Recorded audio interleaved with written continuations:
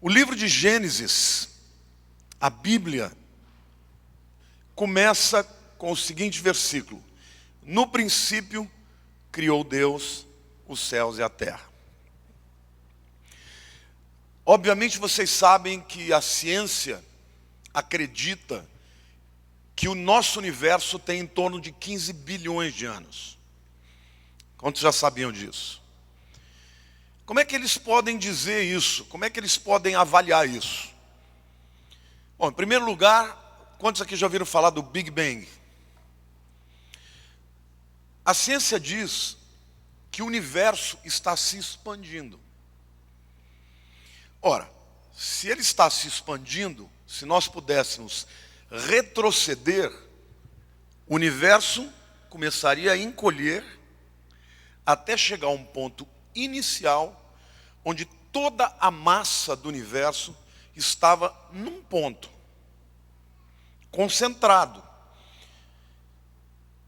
E por alguma razão que eles desconhecem, em algum momento, aquela massa extraordinariamente grande, concentrada, explodiu.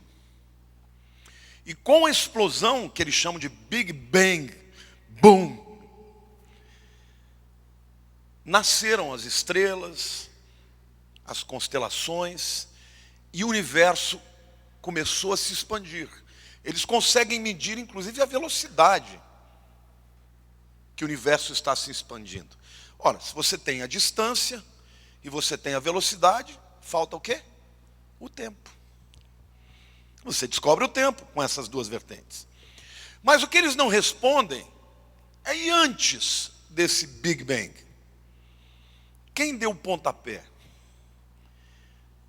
Quem estava por detrás? Quem criou a massa desse universo? Quem criou a energia? A ciência não responde, mas a Bíblia responde.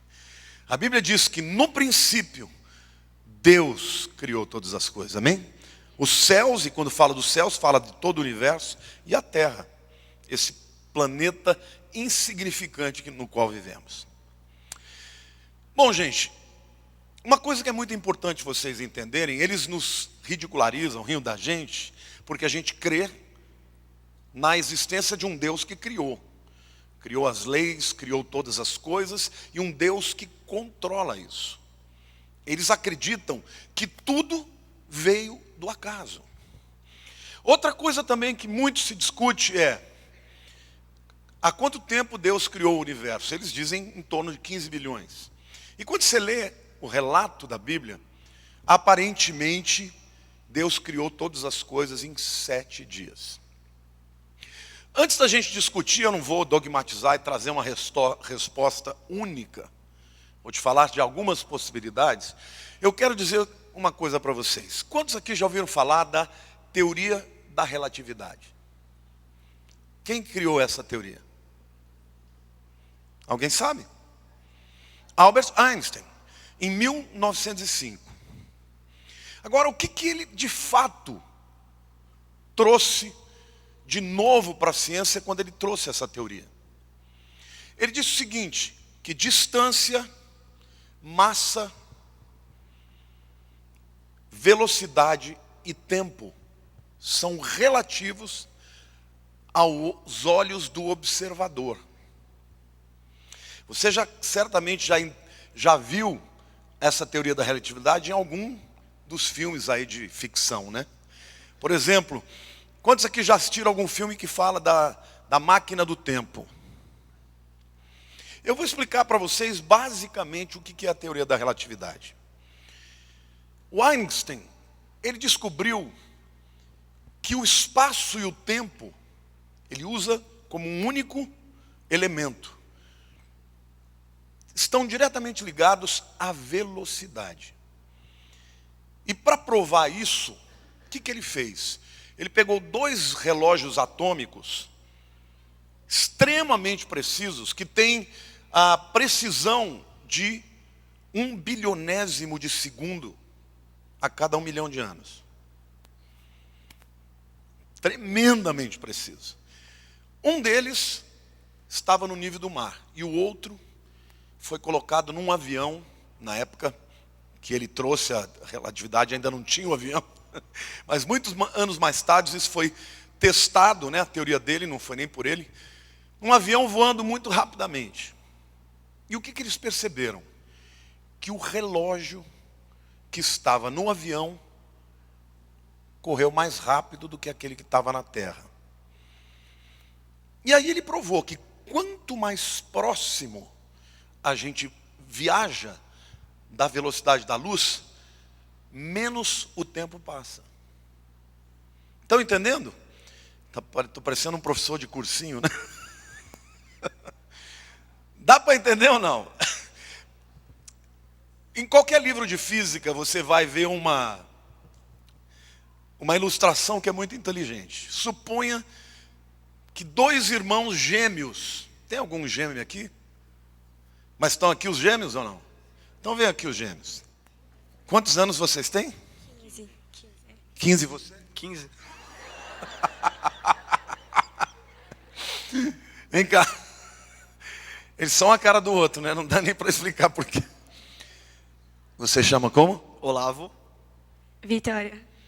Vamos supor que o Olavo fosse entrar num foguete que viajasse na metade da velocidade da luz e fosse para a primeira estrela depois do Sol, chama Alfa Centaurus.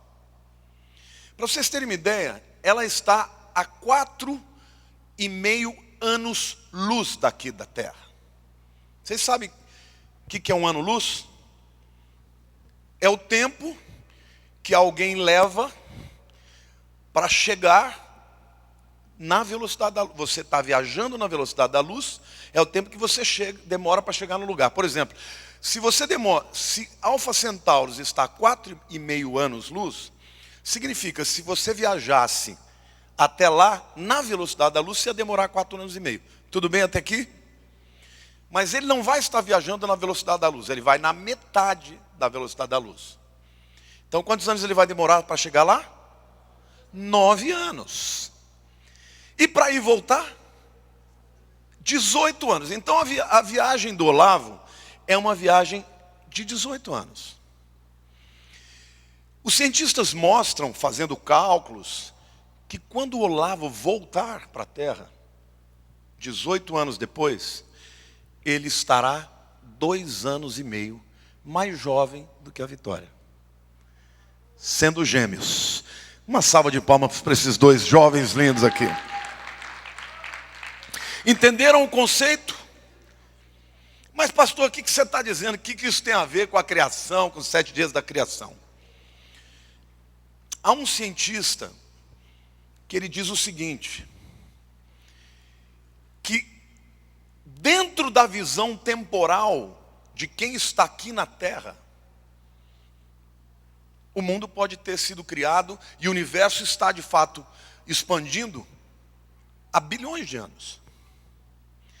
Mas sob a ótica de Deus, atemporal, 7 dias. Entenderam ou não? Por quê? Porque o tempo é relativo à velocidade de quem viaja. E ele diz literalmente, obviamente ele é um cientista cristão, que ele, nas contas dele, 6 dias dos anos-luz dá os bilhões de anos da Terra. Então, essa é uma das teorias. Mas há uma outra teoria também. No princípio criou Deus os céus e a terra. No hebraico é Bereshit bara Elohim et hashamayim ve'et haaretz. O versículo 2 diz assim: a terra, porém, estava sem forma e vazia. No hebraico é Vehaaretz Tohu Vabohu. A tradução desse versículo 2 seria melhor traduzida da seguinte maneira: e a terra se tornou um caos. Espera lá. Como é que Deus cria todas as coisas e depois vira um caos? O que aconteceu entre o versículo 1 e o 3? Aí vem os teólogos e dizem que o caos foi causado pela batalha de Lúcifer e os seus anjos com os anjos de Deus. E esta batalha foi um cataclisma universal. E literalmente, o universo que existiu foi abalado. A partir do versículo 3, a gente começa a ler. E a terra era sem forma e vazia, né? O 2 ainda, havia trevas sobre a face do abismo, e o Espírito de Deus pairava sobre as águas. Depois que Deus vence a batalha, o Espírito de Deus começa a agir novamente para recriar o que tinha sido criado no versículo 1. E aí, disse Deus, haja luz. É interessante, porque ele não está dizendo, eu crio a luz. Mas ele está dizendo, haja luz. Ou seja, e aí os cientistas cristãos dizem que este abismo e esta trevas que havia sobre a terra, na verdade, era por conta da grande concentração de gases que estava ao redor da terra e a luz não passava. E após esta interferência de Deus, a luz atravessou a nossa atmosfera e aí o processo criativo aconteceu. Mas a verdade é o seguinte, qual é a inferência disso? Qual é o resultado disso? Por que eu estou falando isso tudo? Porque alguns teólogos afirmam que a criação de Gênesis 1:1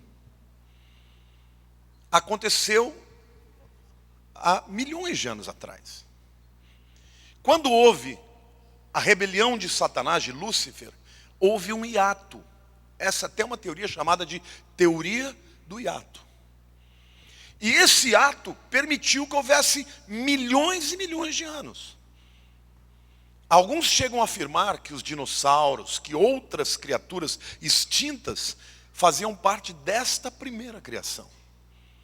E que a partir do versículo 3, Deus começa a recriar a terra, e aí então, todos os animais, e inclusive os seres humanos, fazem parte desta segunda criação.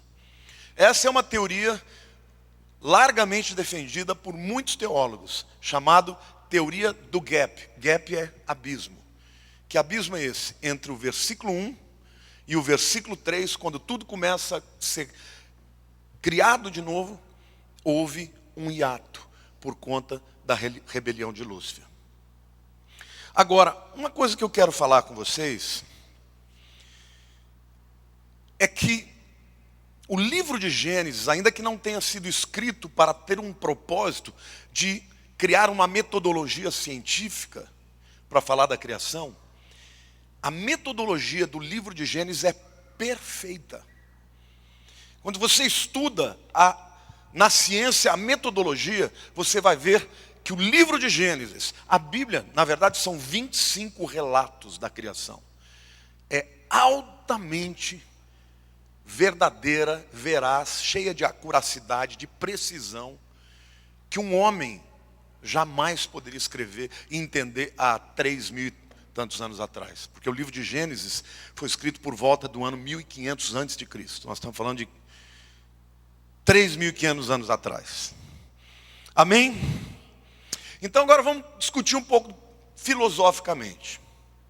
A Bíblia diz assim, no princípio Deus, diga assim, o universo foi criado por Deus e não pelo acaso.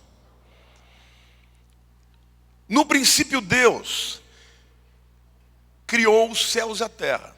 Então, o ateísmo é o erro, porque lá no princípio não era uma massa inerte que explodiu por acaso. Alguns até dizem, pode ter acontecido isso, mas quem estava por trás disso era Deus. Sim? Quando um ateu vier falar para você do Big Bang, você pergunta para ele, e antes da explosão, o que havia? A energia, massa, Mas quem criou a energia? Tem que haver um Deus, sim ou não? O politeísmo também é um erro, porque no princípio Deus e não deuses. Faz sentido? Porque existem religiões que acreditam em muitos deuses. O panteísmo, quem aqui já ouviu falar de panteísmo? O panteísmo diz que tudo é Deus. Você pisou numa formiga e fala, ih, pisei no pé de Deus. O panteísmo é um erro. Porque Deus existia independente da matéria. Deus não é a matéria. Deus criou a matéria. O panteísmo diz que você é Deus. Você é parte desse cosmos universal que é Deus. Não, Deus criou essas coisas. O materialismo é um erro, porque Deus fez a matéria e não é composto por ela. O fatalismo é um erro, porque o fatalismo acredita que as coisas acontecem porque tem que acontecer. E a Bíblia diz que as coisas acontecem porque Deus quis que elas acontecessem. Amém? Você não é resultado do acaso. Você é resultado da direção de Deus. Amém? Então Deus criou os céus e a terra. Não sabemos se de fato foram 7 dias, porque existe uma outra teoria que diz o seguinte: os 7 dias da criação depois não tem absolutamente nada a ver com Gênesis 1:1. E portanto, a segunda criação é que de fato foram 7 dias. Mas é interessante quando vocês leem a Bíblia, você vê que cada dia da criação tem lá, e houve tarde e houve manhã, sim ou não? Então as pessoas falam, não, é um período de 24 horas. Quantos aqui Deus acha que Deus podia criar a terra em 7 dias? Pode ou não pode? Mas tem que? Não.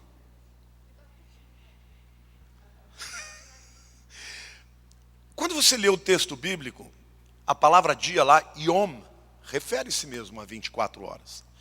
Mas no final do período, quando o texto diz assim, e viu Deus que tudo que criou era bom, e o texto no português está, quando criou os céus e a terra. Mas no hebraico é Be-Yom, no dia que criou os céus e a terra. Então, pera lá, agora ele está falando do período inteiro usando a palavra Yom. Então, necessariamente, não tem que ser 24 horas. A palavra dia ali pode se referir a um período de tempo.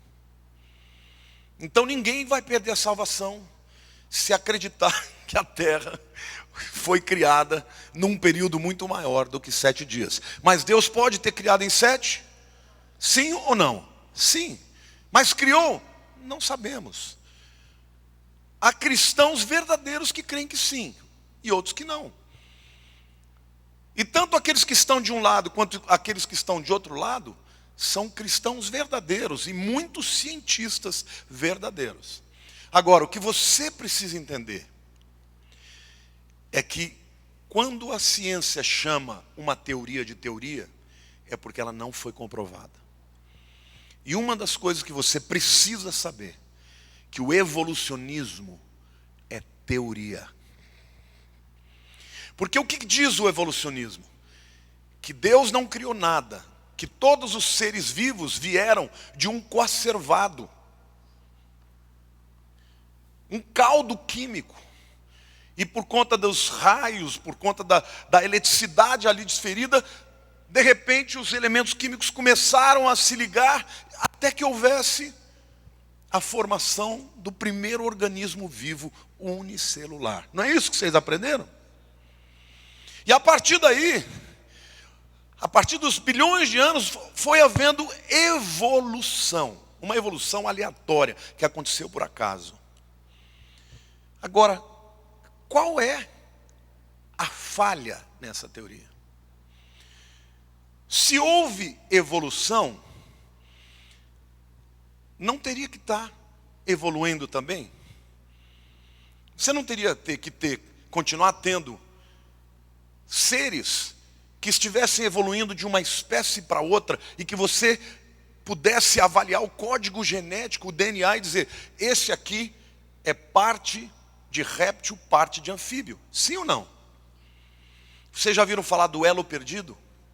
O elo perdido é porque Darwin acreditava que algum dia ele fosse encontrar um fóssil ou um ser vivo, que quando analisasse aquele ser vivo, ele fosse um elo entre duas espécies.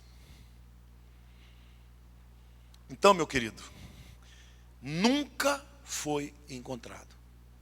E eu te digo mais, nunca será encontrado. Porque a Bíblia diz que Deus criou cada um dos seres segundo a sua espécie. Há um cientista chamado Richard Dawkins, quando já ouviram falar dele? Esse é o considerado o maior ateu, o cara que mais defende o ateísmo. Um dia ele estava na BBC de Londres e ele começou a tirar sarro nos crentes. Esses crentes são tudo ignorantes. Se você perguntar para eles, eles não sabem nem o nome dos evangelhos. Dos evangelhos, Mateus, Marcos, Lucas e João. Aí o entrevistador virou para ele e falou assim, o Dawkins, Dr. Dawkins, me fala uma coisa. Qual é o livro que mudou a sua vida, que lhe fez ser efetivamente ateísta? Ele falou, A Origem da Espécie de Charles Darwin. Ah, é mesmo? O senhor foi transformado por causa desse livro? Fui transformado por causa desse livro. Aí o cara falou assim, mas o nome desse livro é um nome bem comprido, né? Tem outras coisas. O senhor podia me dizer qual é o nome dele? Aí ele falou assim, realmente é um nome comprido. E começou a origem das espécies, tinha tirado o sarro nos crentes que não sabiam o nome do livro, dos 4 livros do Novo Testamento. Aí ele começou, oh my God, qual é o nome? Oh meu Deus. Vocês vejam como Deus é soberano? Deus é tão soberano que o camarada que diz ser ateu, ele quando vai recitar o nome do livro que o fez ser ateu, ele clama o nome de Deus. Isso está gravado. Então, não se envergonhe. Não existe prova científica alguma de que haja evolução.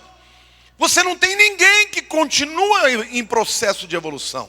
Simplesmente porque a Bíblia diz que Deus criou cada um segundo a sua espécie. Amém? Glória a Deus.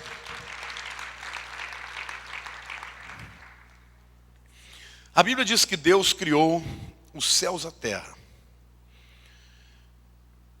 A maneira como Ele fez, se aconteceu em 7 dias literais, ou se foi um tempo muito acima, nós não temos efetivamente como saber.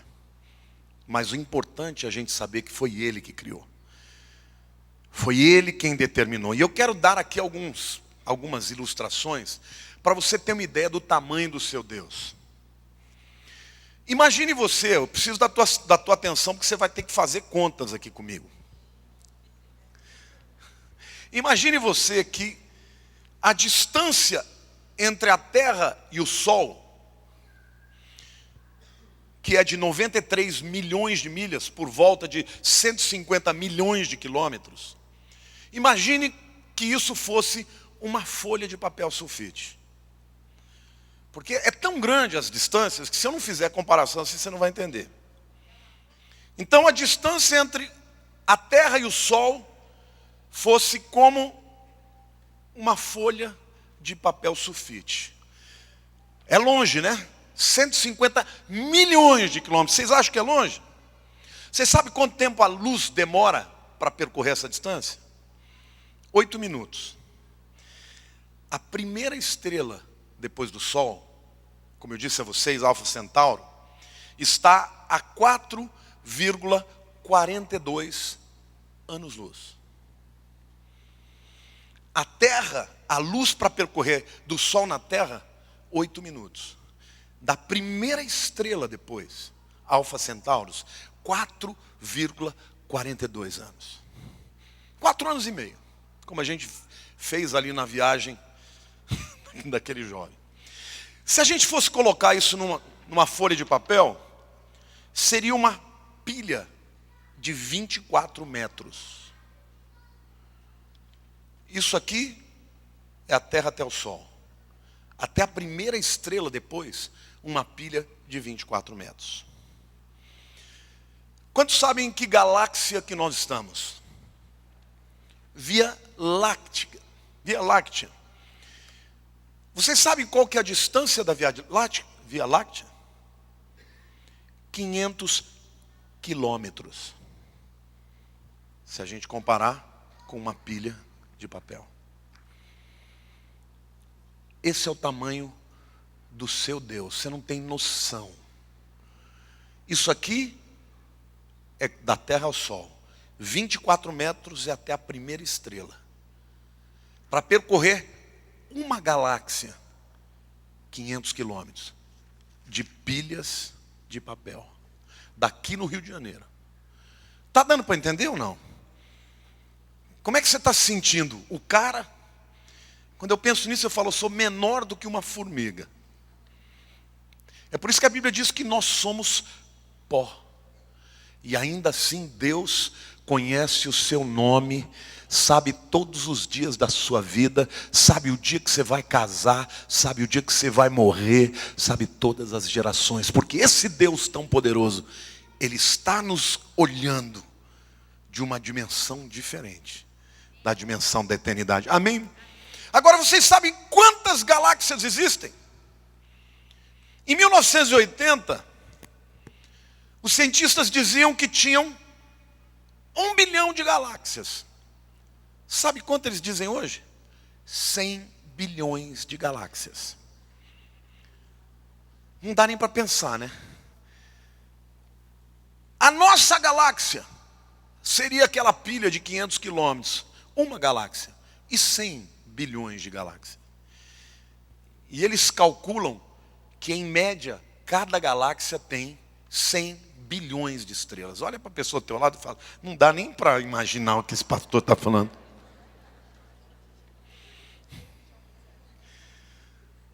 Não é tremendo saber que isso tudo aconteceu pelo poder, pelo desejo, pela vontade, pela sabedoria de um Deus que nos ama, conhece a gente pelo nome. Isso os cientistas não conseguem explicar. Sabe, gente, 100 bilhões de estrelas só na Via Láctea, que é a nossa galáxia.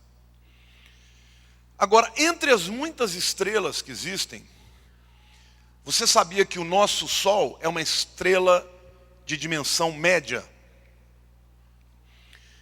Média em quê? Média em tamanho, o Sol não é das maiores estrelas. Em temperatura, em brilho. Eu vou dar uma perspectiva aqui para vocês. Rigel, uma estrela conhecida pelos cientistas, é 15 mil vezes mais brilhante que o Sol. E proporcionalmente mais quente. Antares, que é uma estrela de primeira grandeza, é 36 milhões de vezes maior do que o Sol. Eu vou dar alguns dados para vocês. Quantos aqui sabem que o Sol é incrivelmente quente? Sim ou não? Eu vou dizer para vocês o quanto quente é. Você sabe que tipo de energia que existe no Sol? É energia de fusão atômica. Quem já ouviu falar de fusão atômica? O Sol, basicamente, a energia do Sol é porque os átomos de hidrogênio, eles vibram com uma velocidade extraordinária e eles se chocam. E quando hidrogênio se funde a hidrogênio, cria-se o hélio. O elemento hélio, na sua tabela periódica, que número que é atômico? 2. Hidrogênio é 1. Aula de cursinho para os meus queridos. Quem vai fazer vestibular esse ano? Se alguém perguntar para você o que é a palavra, por que hélio? Porque a palavra hélio é sol no grego. Bom, vocês querem saber o quanto de energia tem o sol, gente? Quem aqui tem uma caneta Bic? A ponta da caneta Bic é pequenininha, né? Se você pegar a energia contida nesse espaço, na ponta da cabeça da caneta Bic, em Manaus, São Paulo seria incinerada instantaneamente. Entenderam ou não? Porque você recebe a luz do sol, você fica se banhando e fala, ai, eu quero pegar um bronze. Se nós pudéssemos pegar a energia contida num espaço do sol do tamanho da ponta dessa caneta, do sol, e aproximássemos de nós lá em Manaus, a cidade de São Paulo seria incinerada. Olha para a pessoa do teu lado e fala assim, você não sabia, mas você é insignificante. E nós estamos falando de uma estrela, gente, que é 36 milhões de vezes menor do que uma outra. Você está entendendo o tamanho do teu Deus? Olha para a pessoa do teu lado e diga, o teu Deus é extraordinariamente poderoso.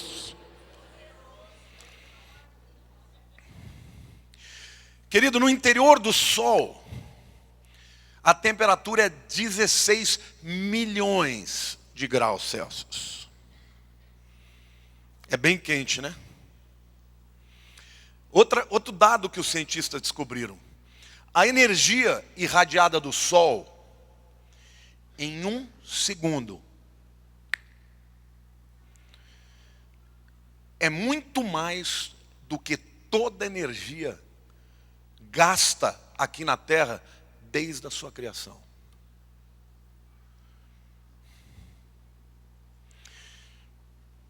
Você quer saber o tamanho do seu universo? Como é que a gente mede as coisas? Metro, jardas, tem várias medidas, né? Quem aqui tem mais de 1,80 m? Vocês são altos, para mim vocês são altos.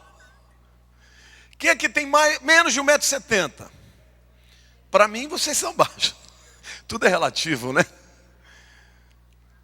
Relativo para quem olha. Mas eu quero que você saiba que a medida da distância das galáxias se dá em quiloparsec. Quem vai sair daqui vai sair bom para fazer vestibular de física. Quiloparsec. Bom, quilo vocês sabem que vale o quê? Quando você vê alguma coisa, K, alguma coisa. O K vale pelo quê? 1000. E parsec, o que é parsec? É a distância de 3,6 anos-luz. Então, como é que se mede uma galáxia? Se mede em 1000 vezes 3,26 anos-luz. A Via Láctea, queridos, a Via Láctea tem 3 quiloparsecs. Isso significa que a luz demora 9.780 anos para atravessar a Via Láctea. Uma das 100 bilhões de galáxias. Dá para entender que nós somos nada? A luz, que é a coisa mais rápida que a gente conhece, demora 9.780 anos para cruzar uma galáxia. Em outras palavras, quando você vê uma estrela, é bem provável que ela já deixou de existir. O que você está vendo é só o brilho dela que está chegando aqui, muito depois. Olha o que diz o Salmo 147. Conta o número das estrelas, chamando-as todas pelo seu nome. Grande é o Senhor nosso e muito poderoso. O seu entendimento não se pode medir. Salmo 46, versículo 10 diz assim: aquietai-vos e sabei que eu sou Deus. Sou exaltado entre as nações e sou exaltado na terra. Esse é o Deus que você confia. Você acha que Ele não pode resolver os seus problemas? Você está com medo do futuro? Ai Deus, será que eu vou encontrar aquela menina legal para casar comigo? Querido, você vai cruzar com ela quando você menos esperar.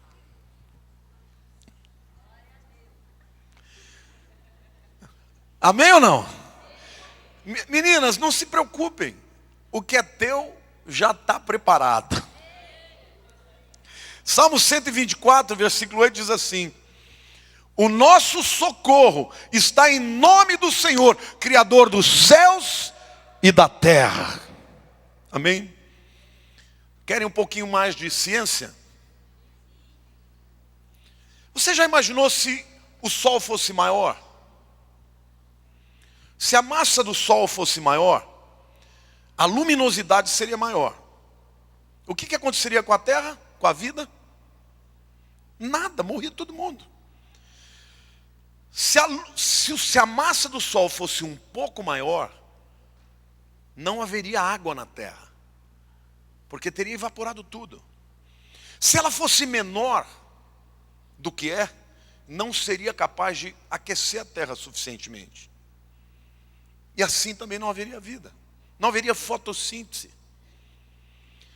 Lá em Salmo 74, versos 16 e 17, a Bíblia diz assim: teu é o dia, tua também a noite. A luz e o sol, tu os formaste. Fixaste os confins da terra, verão e inverno. Tu os fizeste. Se a terra tivesse mais distante, o planeta seria frio demais e prejudicaria o ciclo da água. Se fosse perto demais, toda a água do planeta evaporaria. E quantos de vocês sabem que o seu sol tem cor? Quantos aqui sabem que existem estrelas de cores diferentes? Por exemplo, se o sol fosse mais vermelho, a resposta da fotossíntese, vocês sabem o que é fotossíntese, né? O que é fotossíntese? O que é fotossíntese? Não, primeiro, o que é síntese? O que é sintetizar? Transformar. Transformar e chegar numa síntese. E foto, o que é? Luz. Fotossíntese é o processo de transformação da energia em alimento através da luz. Sim ou não? Então, se a cor do sol fosse mais vermelha do que é, porque o nosso sol é amarelo. Vocês se lembram, né? O super-homem lá em Krypton, o sol era vermelho. Quando ele mudou para a terra, ele ficou fora. Super-homem é mito, mas o sol vermelho existe. Se fosse mais vermelho, a resposta da fotossíntese seria insuficiente. E, portanto, não haveria oxigênio. Se fosse mais azul, a resposta da fotossíntese também seria insuficiente. Olhe para a pessoa do teu lado e diga: o sol é da cor exata que tinha que ser para que houvesse vida na terra. Amém, queridos? Outra coisa que você precisa entender.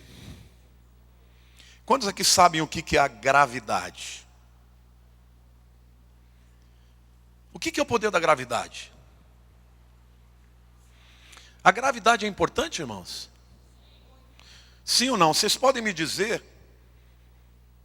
quais as consequências da gravidade? Você está no chão, todo mundo sabe. Isso é fácil de saber. O que mais? O que a gravidade controla?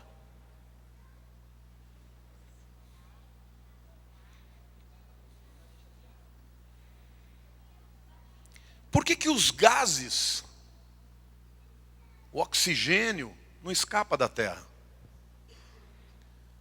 Por causa da gravidade, sim ou não? Agora, por que um balão sobe? Porque ele é menos pesado, o gás hélio que está dentro dele é menos pesado que o oxigênio. Por isso ele sobe. Agora, o que segura o oxigênio na Terra? A gravidade. O que segura a camada de ozônio na Terra? Você sabia que tem ozônio? O que é o ozônio? Qual é a fórmula do oxigênio? O2. E o ozônio? O3. Qual é mais pesado, o oxigênio ou o ozônio? Qual? Oxigênio é mais pesado? Como que um pode ter 3 e ser mais leve?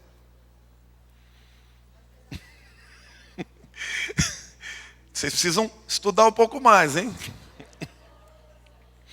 Deus ordenou perfeitamente a gravidade da Terra. Se a gravidade fosse maior, querido, reteria mais amônia e metano,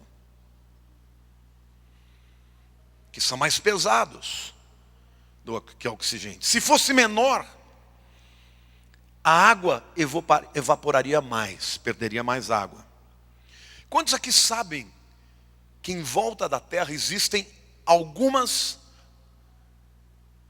massas de gases que se colocam em distâncias diferentes? Por exemplo, alguém já ouviu falar da troposfera? Troposfera é a esfera que vai desde a Terra até 13 quilômetros de altura. É onde os aviões de cruzeiro voam. Debaixo da troposfera você tem o oxigênio, você tem os ventos. Acima da troposfera está a estratosfera, que vai dos 13 quilômetros até os 50. Aqui é onde está a camada de ozônio. Acima de 50 quilômetros até 100 quilômetros é a mesosfera. Nessa região é onde acontecem todas as atividades eletromagnéticas. Vocês já ouviram falar que a Terra tem magnetismo a partir do seu centro? Que o magma da Terra é ferro. E o ferro, com condições de pressão e calor, produz magnetismo. O que faz esse magnetismo, por exemplo?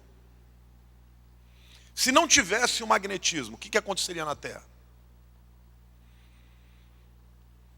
Por exemplo, os meteoros que passam e que deveriam cair na Terra, iriam destruir o nosso planeta. Por que eles não caem?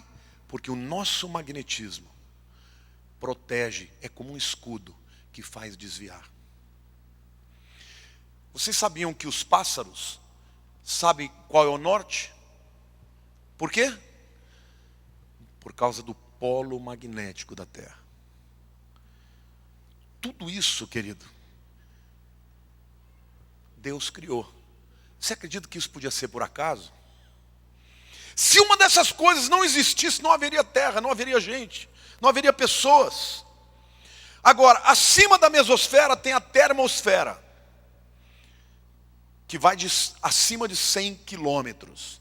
Por que chama termosfera? O que é termo? No grego essa é uma palavra que significa calor. Sabe qual é a temperatura lá? 1000 graus.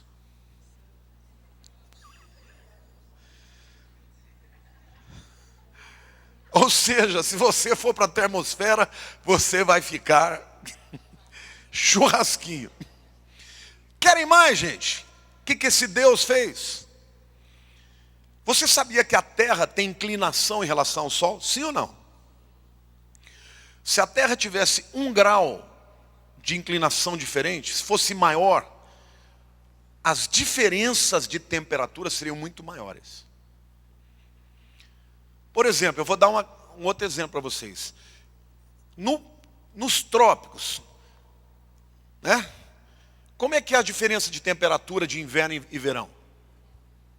Grande ou pequena? Pequena. Você vai para um país tropical, né? O inverno é calor. E o verão é calor também. O pessoal que mora em Palmas diz que lá tem o calor e o muito calor. Porque no inverno lá é 35, no calor é 45. Mas se você for, por exemplo, quanto mais longe do Equador, as diferenças de temperatura são maiores. Por causa disso. Por causa do grau que o Sol incide sobre a Terra. Então, se houvesse 1 grau de diferença, querido, sabe o que ia acontecer? Nós íamos viver num planeta onde os ventos que ocorrem por causa de pressão e calor, eles não iam ser. Hoje, nos Estados Unidos, por exemplo, os furacões são medidos por categoria, né? Tem o Tropical Storm, que é a tempestade tropical, quando é abaixo de 100 km por hora o vento. Acima de 100 km já começa furacão categoria 1. Para vocês terem uma ideia, o furacão categoria 5 são ventos de 300 km por hora. Não para nada. Se a Terra tivesse 1 grau de diferença, nós teríamos aqui ventos constantes, acima de 500 km por hora. A diferença de temperatura da madrugada e do dia seria extraordinariamente grande, impossibilitando colheitas, impossibilitando a vida. Diga para a pessoa do teu lado, Deus pensou em tudo. Deus ordenou perfeitamente o tempo de rotação da Terra.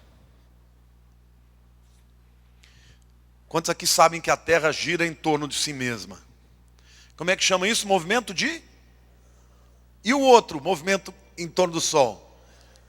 Translação, rotação e translação. Quanto tempo a Terra demora para girar em torno de si mesma? Quanto? 24 horas, que é o quanto? 1 dia. O que aconteceria se a Terra girasse mais rápido?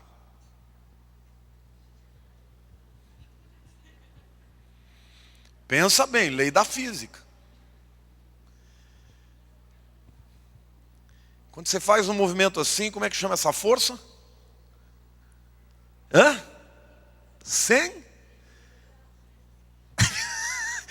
Todo mundo fala 100. 100. É centrífuga ou centrípeda? Centrípeda. Se rodasse mais forte, o que aconteceria com os ventos? Muito mais violentos.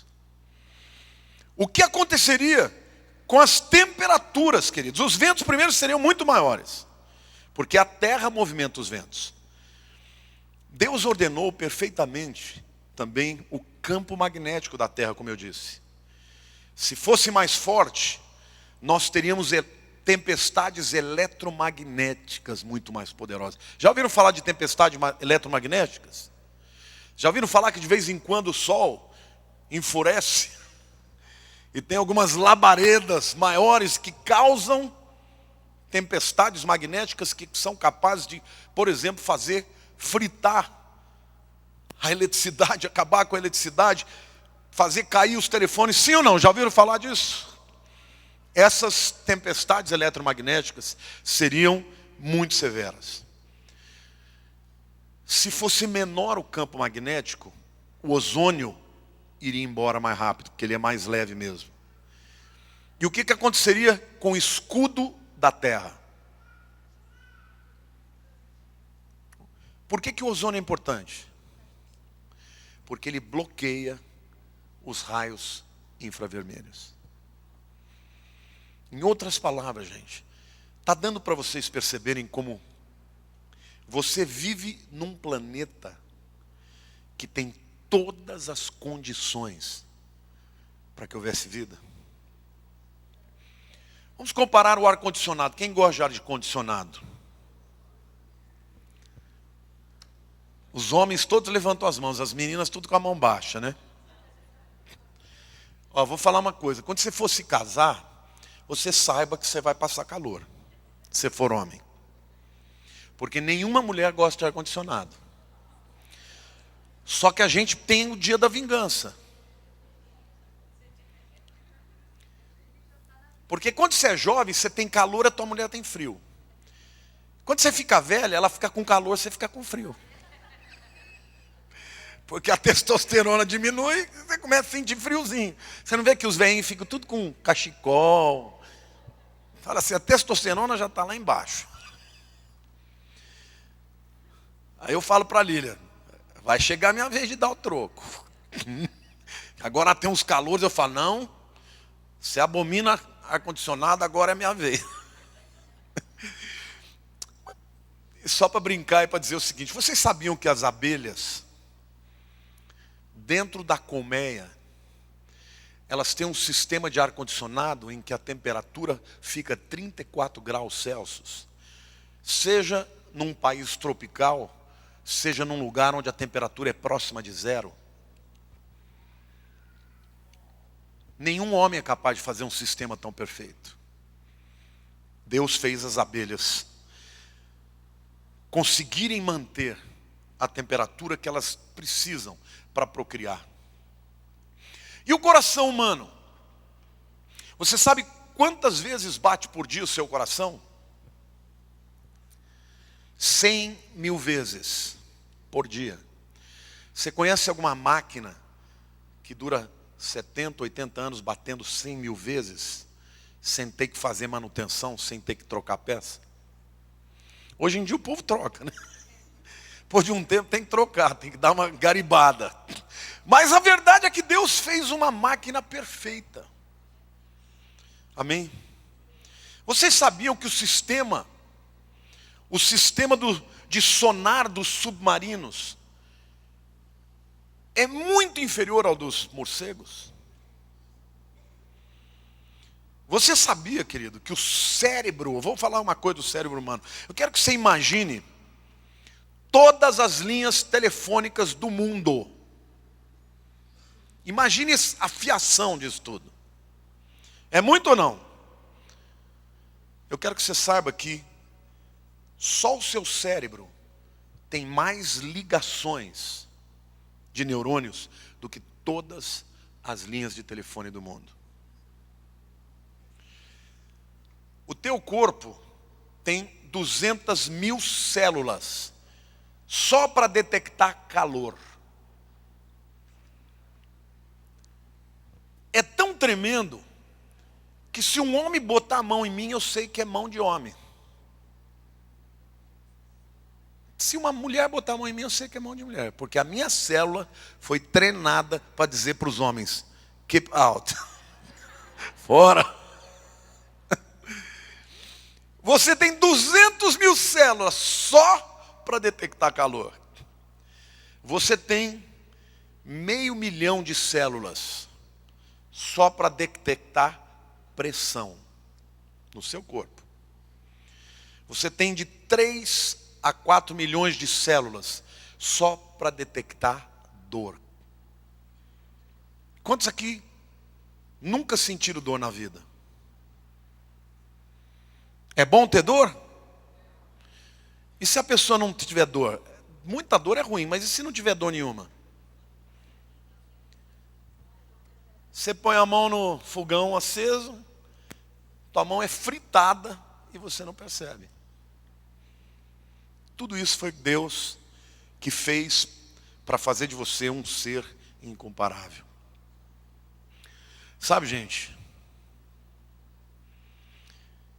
Deus criou todas as coisas.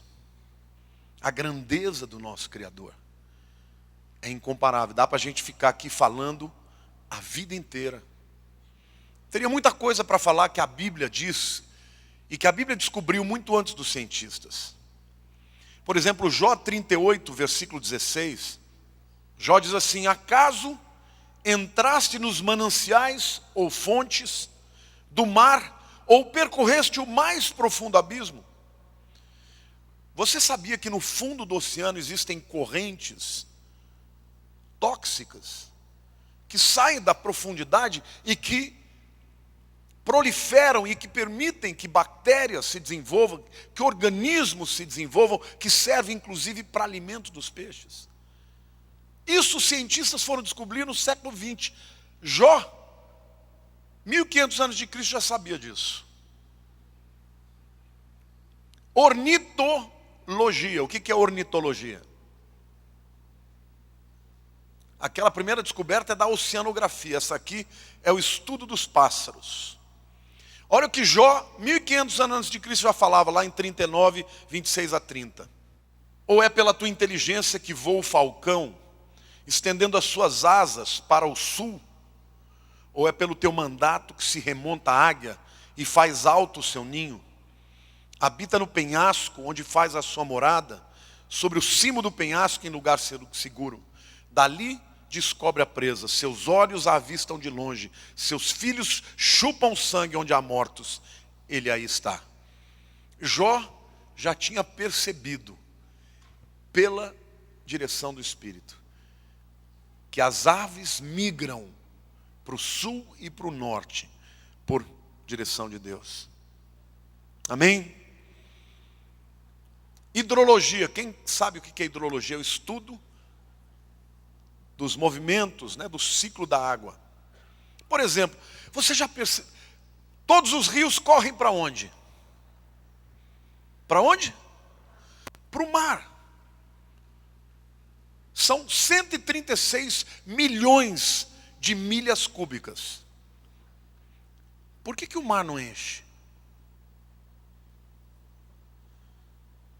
Alguém pode me dizer por que o mar não transborda, não enche? Hã? Por quê? Evapora. Como é que chama esse jovem aqui? Rafael. Rafael vai passar na faculdade. Chega inteligente. Evaporação. Os cientistas demoraram muito para descobrir isso. Mas a água circula, viu, gente?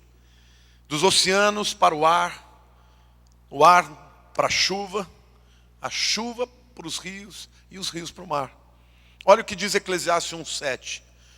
Todos os rios correm para o mar e o mar não se enche. Ao lugar para onde correm os rios, para lá tornam eles a correr.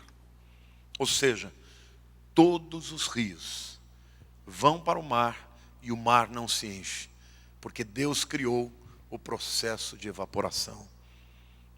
Tudo isso é perfeito, gente. O que eu quero concluir aqui? Você foi criado por Deus como um ser único. Nunca houve e nunca vai haver alguém igual a você. Você pode até ter 2 gêmeos univitelinos, que do ponto de vista do DNA, são idênticos. Mesma impressão digital, não é? Se fizer o DNA deles é igualzinho, mas são 2 pessoas diferentes, com personalidades diferentes, com desejos diferentes, porque Deus fez cada um de nós. Você não é produto do acaso. Você foi criado por um Deus que te ama, que sustenta o universo na palma das suas mãos. E Ele sabe todos os dias da sua vida. Por isso que você deve entregar a vida para Ele, confiar nele. Seus sonhos, seus medos, seus desejos, suas decisões, suas escolhas, tudo entrega para Deus. Porque o Deus que é capaz de fazer o universo funcionar com leis perfeitas, todas essas coisas têm que acontecer juntas para que haja vida na terra. Você sabia que se fosse 1 segundo antes que o teu pai tivesse ejaculação, você não estaria aqui?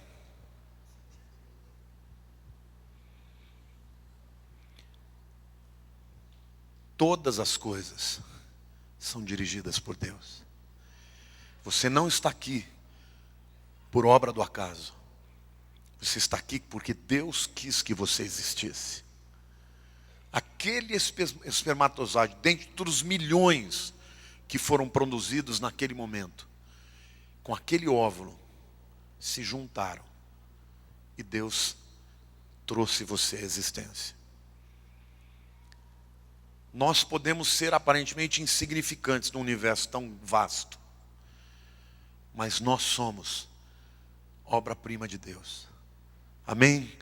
Então, se o diabo quiser fazer você sentir que você não tem valor, que você é um Zé Ninguém, que você é um coitado, saiba que você foi a escolha primeira de Deus. Você não foi a segunda escolha, você foi a primeira escolha. E se Ele te criou, e você é exatamente o que Ele queria, é porque Ele tem um propósito para a tua vida. Amém? Então que hoje você se sinta muito feliz de existir, porque você existe porque Deus quis assim. Amém?